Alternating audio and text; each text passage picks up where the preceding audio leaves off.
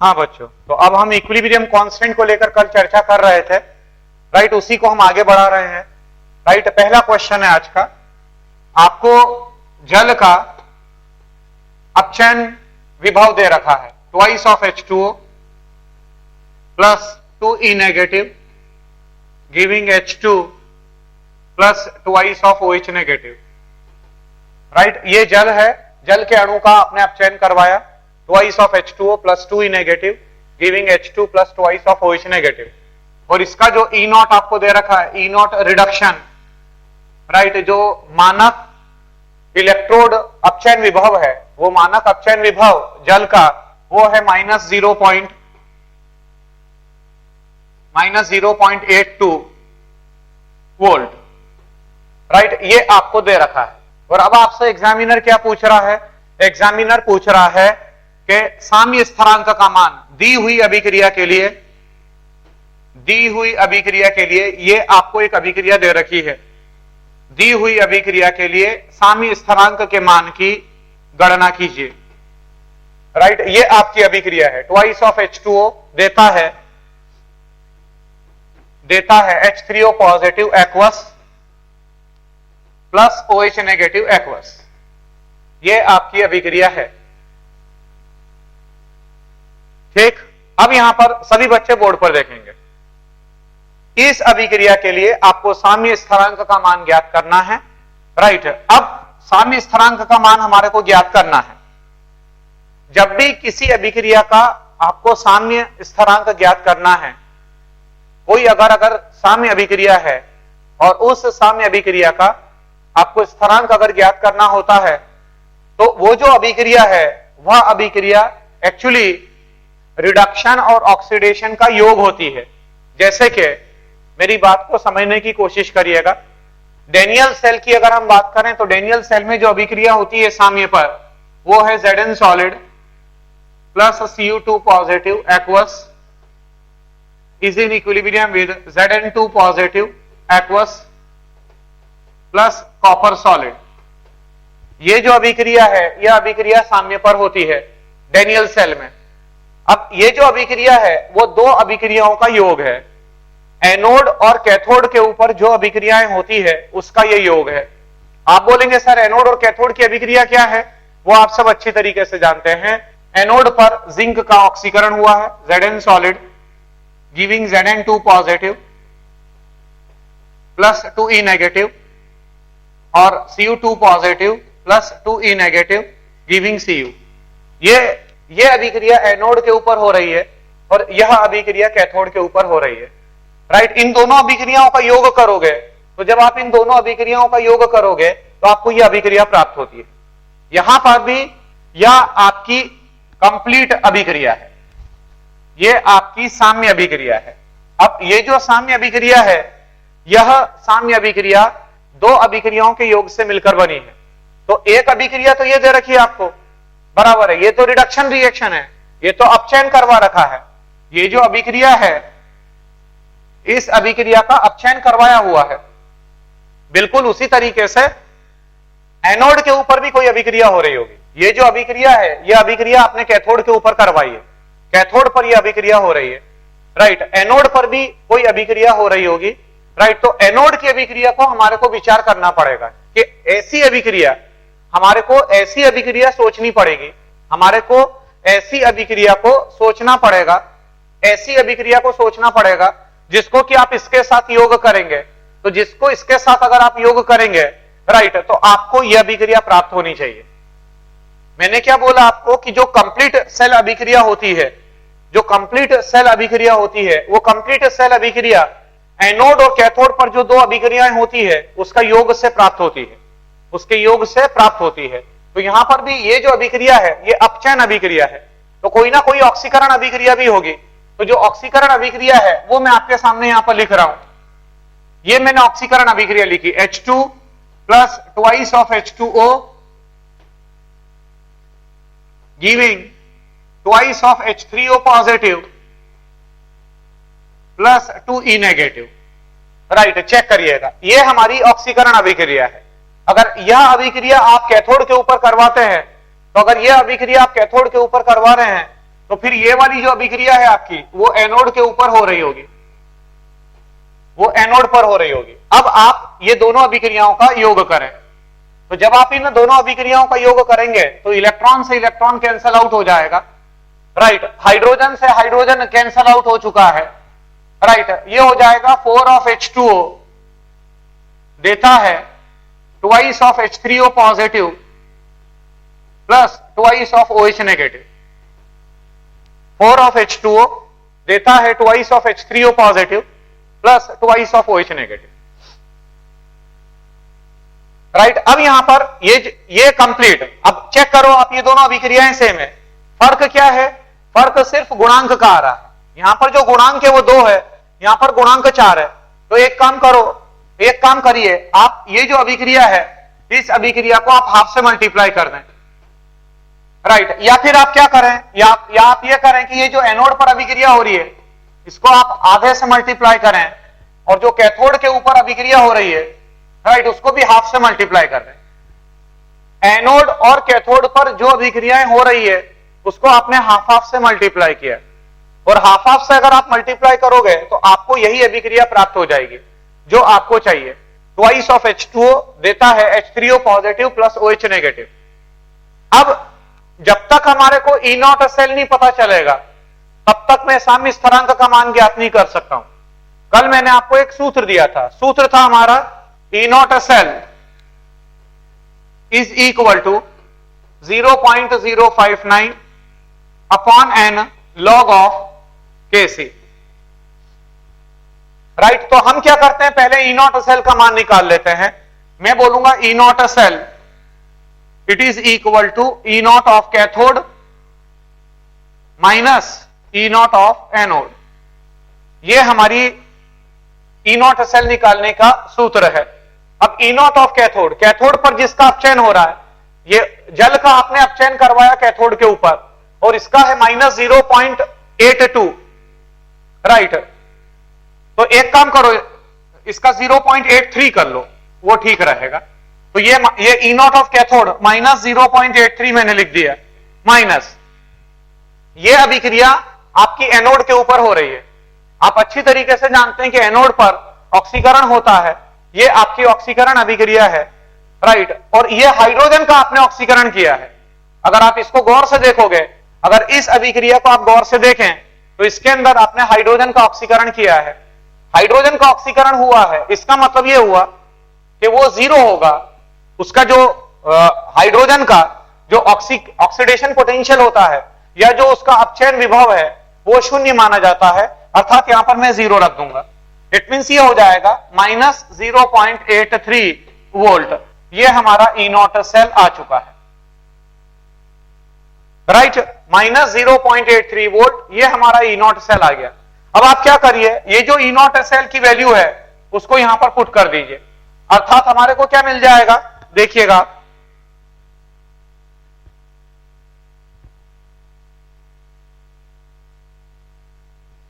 ये हमारे को मिलेगा minus 0.83 is equal to 0.059 upon n की वैल्यू यहां पर 2 नहीं ले सकते आप, यहां पर n की वैल्यू आप 2 नहीं लेंगे, यहां पर जो n की वैल्यू लेंगे दैट विल बी 1, क्योंकि आपने हाफ से गुणा कर दिया था और यहां पर भी आपने हाफ से गुणा किया था। जिस समय आपने उसको हाफ से गुणा किया, राइट, तो जो n की वैल्यू है वो 1 हो जाएगी। It means 0.059 upon 1 it is log of Kc। It means ये हो जाएगा minus 0.83 upon 0.059 is equal to log of Kc, right. अब इसका एंटी लॉग लेना पड़ेगा Kc तक जाने के लिए, Kc तक जाने के लिए इसका आपको एंटी लॉग लेना पड़ेगा। और एंटी लॉग जब आप लेंगे तो चेक कर लीजिएगा, मेरी कैलकुलेशन के हिसाब से वो 10⁻⁻14 की रेंज में आएगा, 10⁻⁻14 की रेंज में आएगा, जो आपका उत्तर आ जाएगा। That will be your required answer. बहुत ही अच्छा क्वेश्चन था, क्वेश्चन बहुत ही अच्छा था, राइट। यहां पर सिर्फ अपचयन अभिक्रिया दे रखी थी आपको, तो आपको अपने हिसाब से सोचना था कि एनोड के ऊपर कौन सी अभिक्रिया हो रही होगी, राइट। अगले क्वेश्चन पर मैं आ रहा हूं, पहले आप इसको उतार लें। हाँ, अगला क्वेश्चन है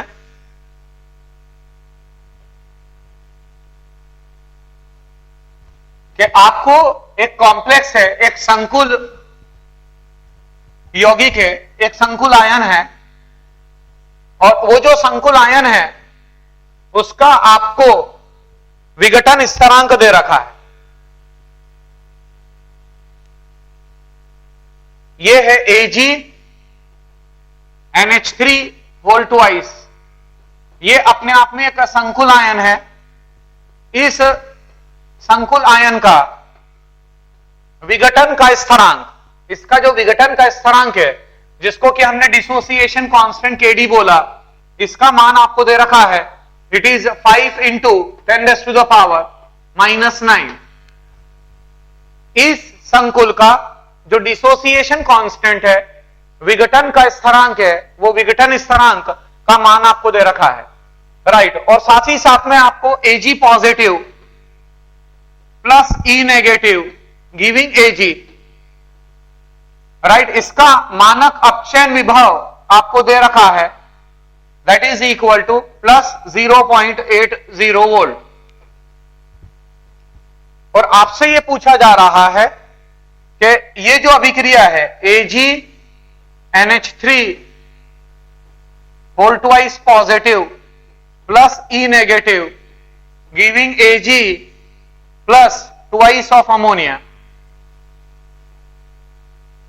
Ag solid plus twice of ammonia, ये जो अभिक्रिया है, इस अभिक्रिया के लिए मानक अपचयन विभव क्या होगा?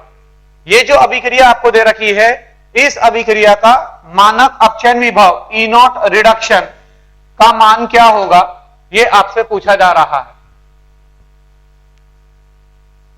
राइट। अब सभी बच्चे बोर्ड पर देखेंगे। सबसे पहले हम क्या करेंगे, ये जो संकुल आयन है, इस संकुल आयन का आप विघटन परफॉर्म करें। इसका जो विघटन होगा वो इस तरह से होगा, AgNH3 होल ट्वाइस पॉजिटिव, आपने इसका विघटन करवाया, Ag positive aqueous plus twice of ammonia गैसीय, ये आपका एक साम्य अभिक्रिया है। चेक कर लें, ये आपकी एक साम्य अभिक्रिया है। और एक्चुअल में ये जो विघटन स्थिरांक है, ये जो विघटन स्थिरांक है, ये विघटन स्थिरांक से मतलब ये है कि ये जो अभिक्रिया है, इस अभिक्रिया का इक्विलिब्रियम कांस्टेंट का मान ये दे रखा है। ये इक्विलिब्रियम कांस्टेंट का मान है 5 × 10⁻⁹। तो अब यहां पर मैं क्या करूंगा, मैं पहले ये जो सेल अभिक्रिया है, इस सेल का मैं V बल ज्ञात कर रहा हूं, मानक। मतलब मैं बोलूंगा E0 cell it is equal to 0.059 upon जो n का मान है, वो n का मान 1 रखेंगे। इट इज लॉग ऑफ साम्य स्थिरांक का मान है 5 × 10⁻⁹, अर्थात ये हो जाएगा 0.059 और -9 प्लस log 5, log 5 होता है 0.7, इट मींस ये हो जाएगा -8.3। जरा इसको गुणा कर बताएं मुझे, 0.059 इंटू -8.3 मतलब माइनस में कितना आ रहा है, जरा मुझे बताएंगे।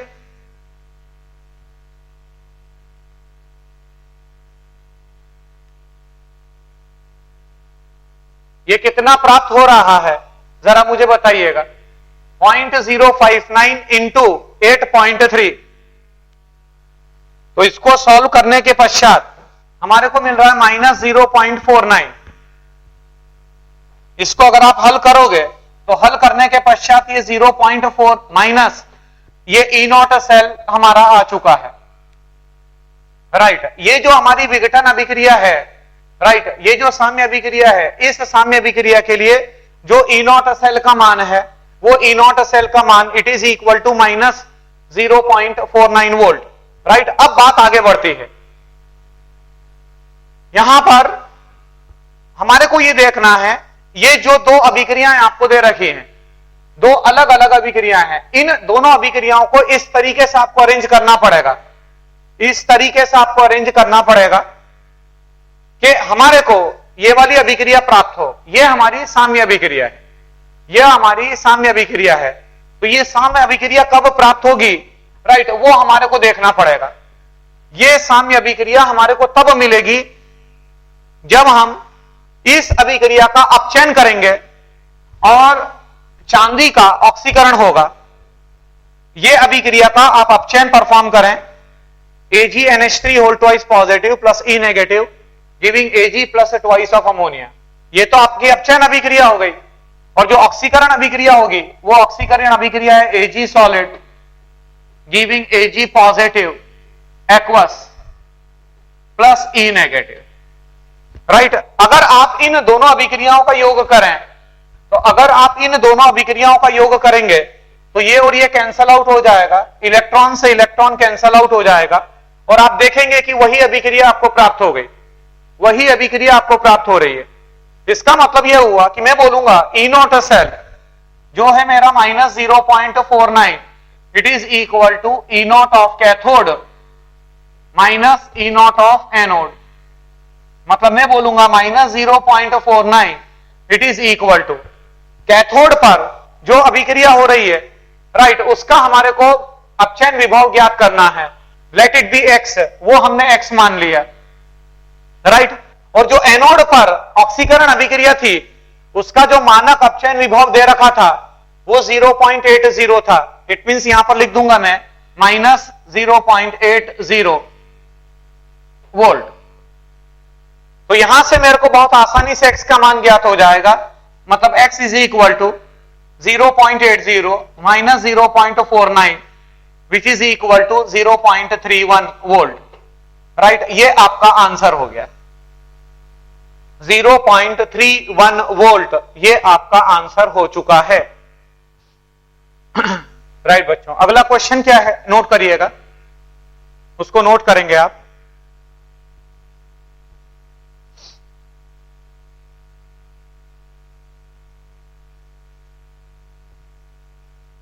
Ten raise to the power 10 की घात में ऋण 3 मोलर फेरिक आयन के एक विलयन में 10 raise to the power -3 molar ferric ion के एक विलयन में आधिक्य में मर्क्यूरी को डाला गया, आधिक्य में Hg मर्क्यूरी को डाला गया।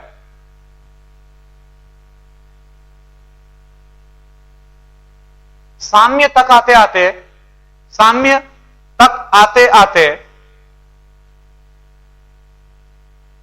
फेरिक आयन, साम्य तक आते आते फेरिक आयन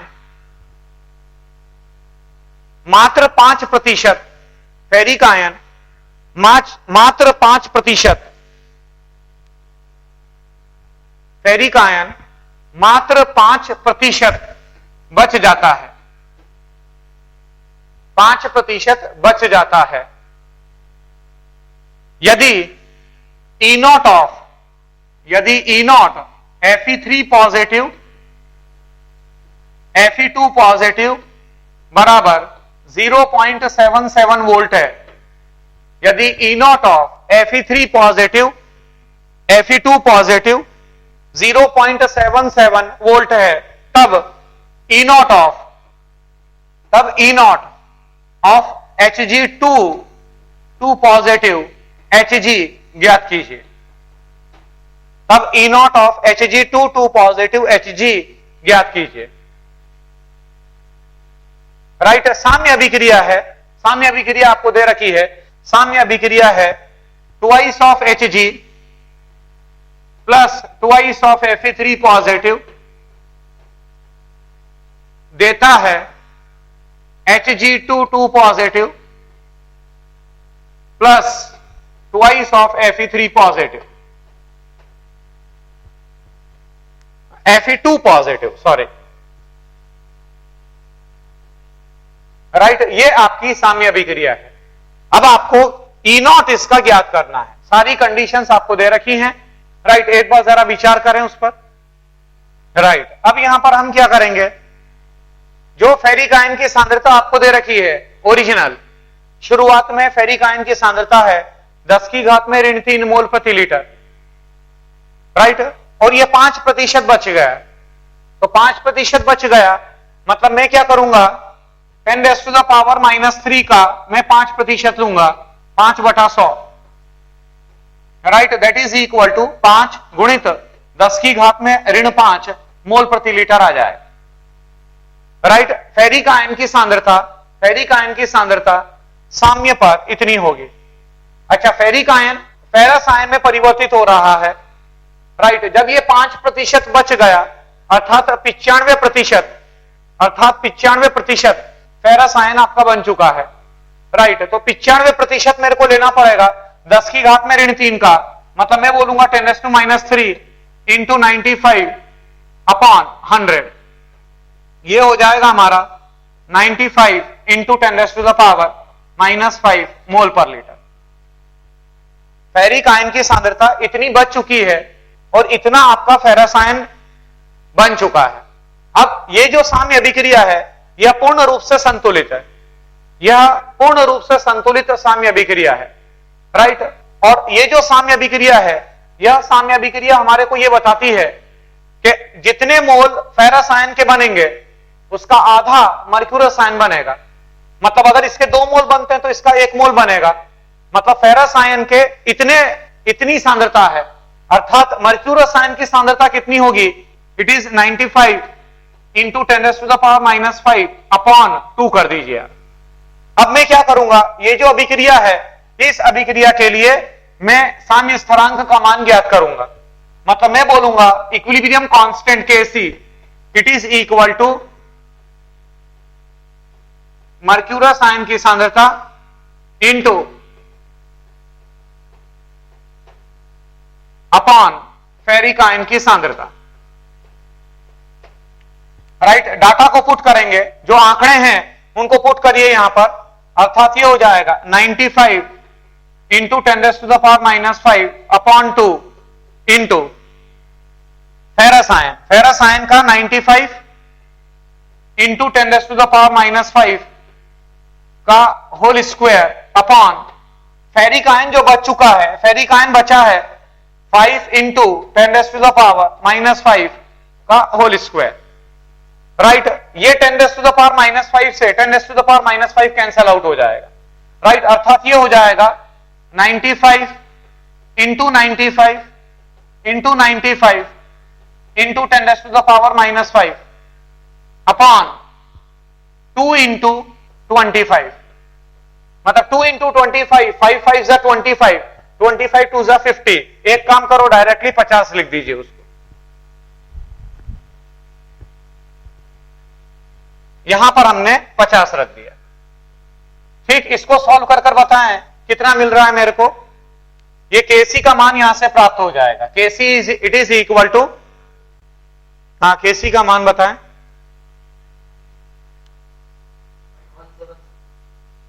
0.17 ये हमारा Kc का मान आ चुका है। जो इकाई होगी वो इकाई निश्चित रूप से मोलरता होगी। ये मोलरता के अंदर आपने ज्ञात किया 0.17 मोल प्रति लीटर, राइट। अब ये हमारी अभिक्रिया थी, एक काम हमारा हो चुका है, Kc का मान आपको पता चल चुका है।